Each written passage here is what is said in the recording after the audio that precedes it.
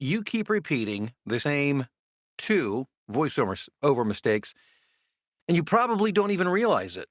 Hi there, my name is Bill DeWeese, professional voiceover talent and voiceover coach. And how do I know that you're making the same two mistakes? Well, I've been coaching voiceover for the past 10 years, have worked personally, excuse me, with hundreds and hundreds of students, and I see it over and over and over and over and over again. And today, I'm going to share with you, remind you of what those two mistakes are and how to avoid those.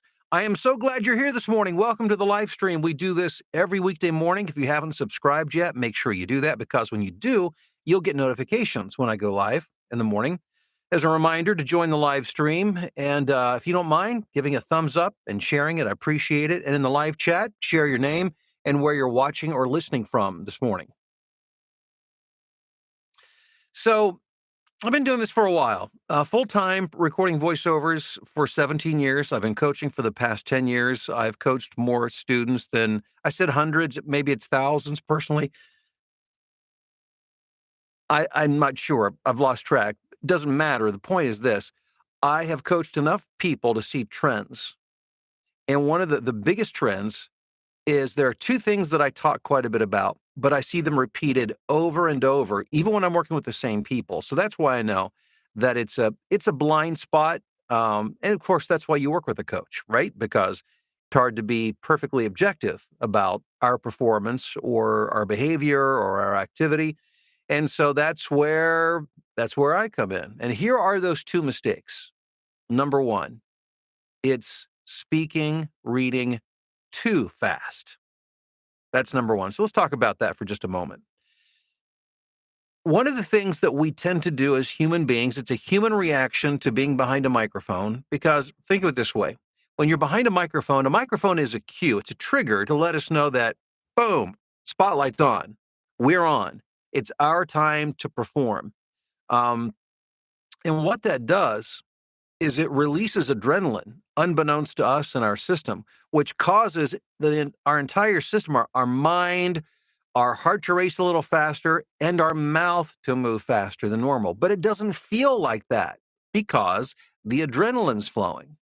And while there are some scripts that require a fast read, I get that. You've got a 30-second commercial with 40 seconds worth of script, and you need to read it fast.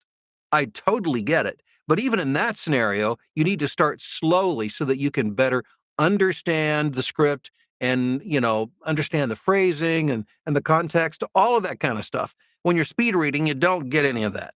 So even if you're going to be doing a quick read, you need to start reading slowly. So being able to do this on cue essentially is vitally important. So the first thing is just to understand and realize that that is going to probably be your go-to. The next time you get behind a microphone, chances are you're going to want to lean into it and go faster than you should. Just know that. If you just know that, that's one huge hurdle to overcome. And the next thing is just to consciously slow yourself down. Now, of course, when you go back and listen to the recording, you can make the adjustments.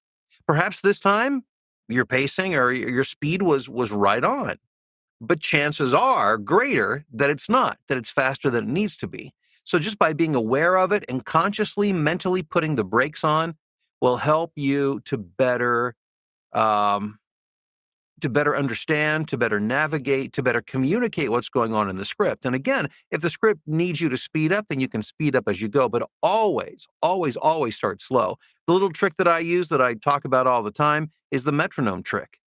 I'll take my hand when I know that I'm going too fast, and I'll just start to move my hand like a metronome up and down slowly, because having my hand move slowly and my eyes seeing it and that being communicated to my brain, it just slows me down because it's hard to talk really fast when your hand's moving really slow.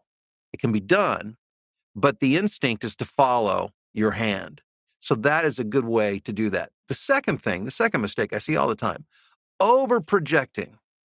Speaking to the back of the room. Again, there's something about a microphone that, at least at a subconscious level, says lights, camera, action, go. And we want to play it to the back of the room. Everything, our voice moves from our throat to our diaphragm. And we're focused on sounding.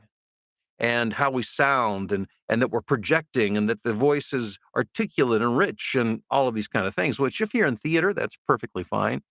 But in voiceover, it's another animal altogether. And oftentimes, if not most times, we need to be speaking from our throat and not our diaphragm. So the more intimate the read, the more personal, the more conversational, the more you want the voice to move from up here where it's strong and you're pushing out to the back of the room to where it moves up in here, where it's softer, where it invites people to lean in to hear what you have to say. So just be aware of those things. It's the human tendency to talk too fast and to over project when behind a microphone, a voiceover microphone.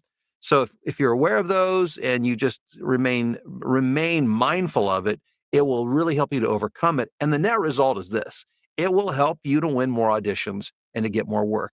And that's my goal. My mission as a voiceover coach is to help you make more money, to be more profitable as a voiceover talent.